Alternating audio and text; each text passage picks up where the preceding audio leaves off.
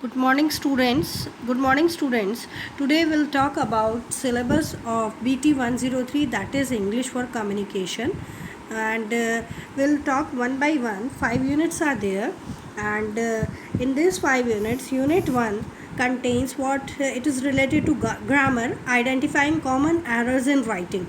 In this, you have to study articles, subject verb agreement, preposition, active and passive voice, reported speech, direct and indirect, and sentence structure. These things you might have studied in class 12th and 10th 11th 12th also. So it is basically related to grammars. In this unit you will have subjective and objective, both the types of questions in your exam. Then we are coming to unit number 2. Unit number 2 is vocabulary building and comprehension. In this unit, what is the most important thing you have to study is prefix and suffix. You know already what are prefix and suffix. Prefix, that which is placed before the group root word, and suffix, that is placed after the root words. And then you have to study about synonyms, antonyms, reading comprehension. So you will get synonyms or meanings, you will get antonyms, or you will get reading comprehensions in your exams. So this unit is somewhat very easy, and it is basically related to your vocabulary part. Then we are coming to unit number 3. This is the most important unit, and you might get at least 2 questions from this unit. And in this unit you have to study communication, meaning and significance of communication. So what is communication? Communication, you know that communication is the transfer of information from one person to another. So you have to study meaning, significance of communication, then process of communication, oral communication, written communication, 7 C's of communication, barriers to communication, ways to overcome barriers. So what are the different barriers to communication? You have to study importance of communication for technical students, and non-verbal communication. So this unit is basically related to what?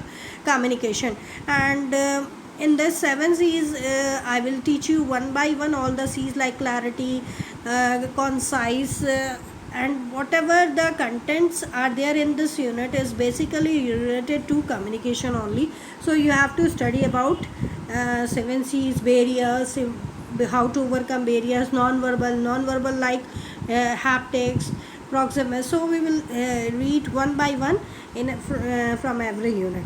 So then next we are coming to unit number 4, that is developing writing skills. In this developing writing skills you have to study planning, drafting, editing रहेगा आपका, precise writing and precise writing, technical definition and technical description. Precise writing and precise means you have to make short the paragraph. Whatever the paragraph is there, you have to convert into 30 words.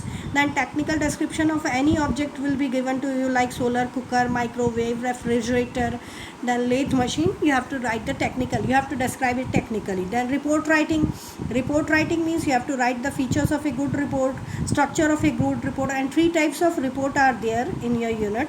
The trouble report had laboratory report and progress report. So you have to study all these things in 4.